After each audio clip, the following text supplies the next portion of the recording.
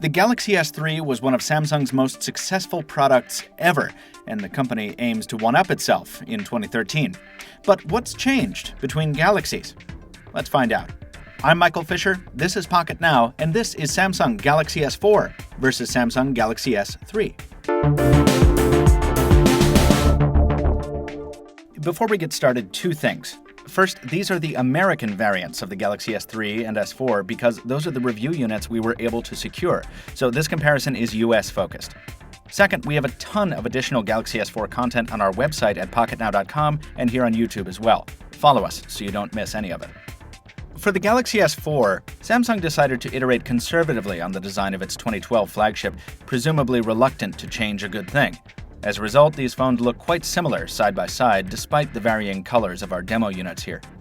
But there are some significant differences between the two generations of Galaxy, and we'll be checking them out in four main areas: hardware, UI, camera, and some test notes. Samsung pulled off quite a stunt in the construction of the S4. At first glance, it doesn't look much different than the S3, because it's not. But from a certain perspective, that's the real accomplishment here. The S4 is 3 grams lighter and a bit over half a millimeter thinner, yet it packs a larger display, 5 inches to the S3's 4.8. That Super AMOLED display is also 1080p resolution to the S3's 720p, resulting in an astonishing pixel density of 441 ppi to the S3's 306 ppi. All those numbers boil down to this. Both of these phones feature stunning screens, but the Galaxy S4's is almost impossibly sharp.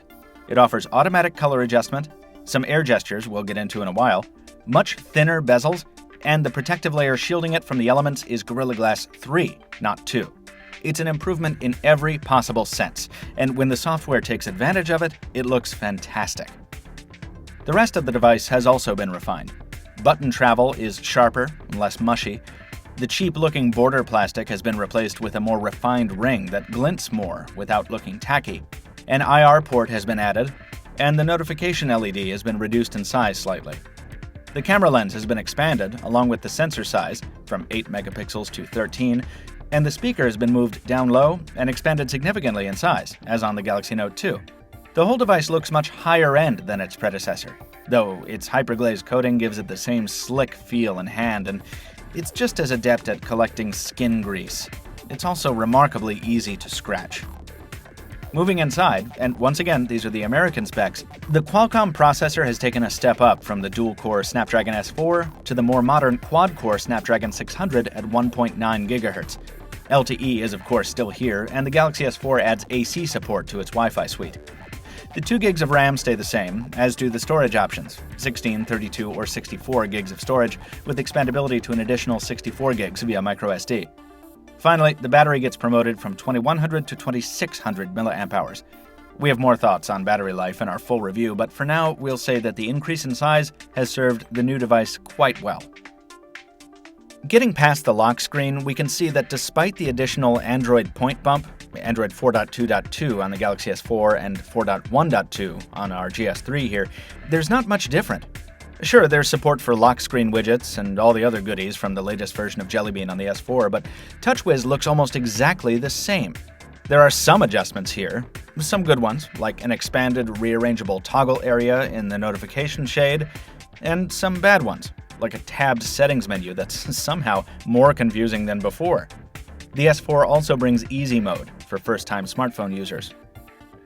By and large, though, those comfortable with Samsung's TouchWiz skin will have no learning curve with the look of the UI.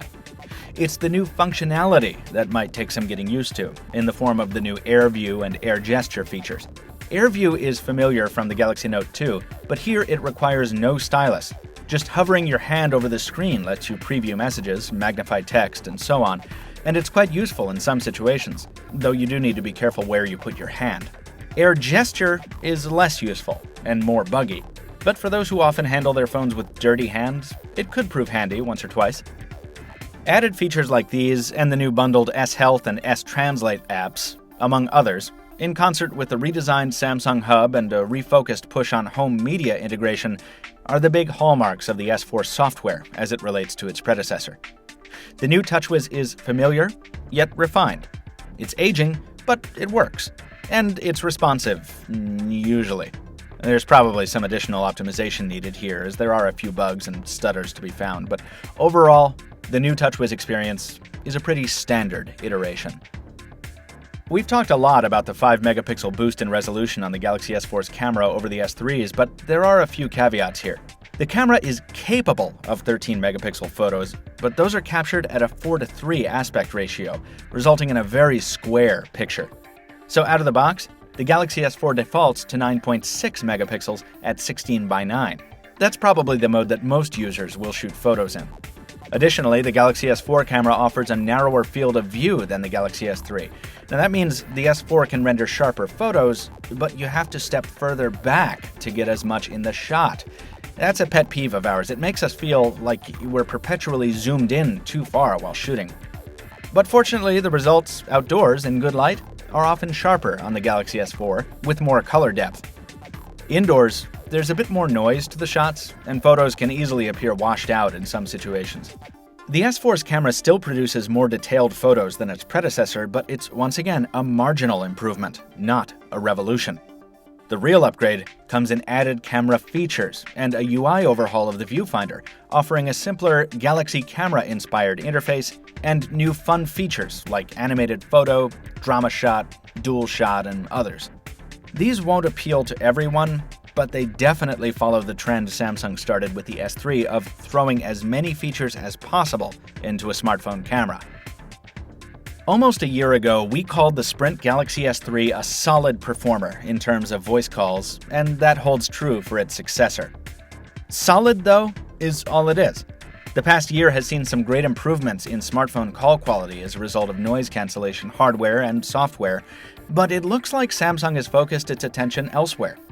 Callers said we sounded just okay talking on the S4, and the device didn't deal with background noise like wind very well at all. Some callers said we sounded less fuzzy on the S4, but otherwise there wasn't much difference. Reception was okay in our time with the S4, but keep in mind we're comparing a Sprint unit to a Verizon one here. Sprint's 4G deployment in the greater Boston area lags significantly behind its larger counterparts. Connectivity was less reliable on Sprint, and speeds were often considerably slower. Again, that's a complaint against the network, not the device. Speakerphone calls were comparable on each device, but the speaker on the newer S4 outperformed the smaller unit on the earlier device in media playback. It's still rear-mounted on the S4, which is a shame, but it's definitely louder with a richer, fuller sound. Saying the S4 is a moderate iteration over the S3 is true, but it isn't terribly useful. The question is, does it offer enough improvements to justify the cost of buying one over the S3? Well, if you're in the market for a phone with a beastly CPU and a top-of-the-line display, inarguably one of the best you can find on any smartphone, the S4 is for you. That also applies if you're interested in an above-average camera, remote control and media hub capabilities, slightly more modern aesthetic design, and a new suite of features that are half useful, half gimmick.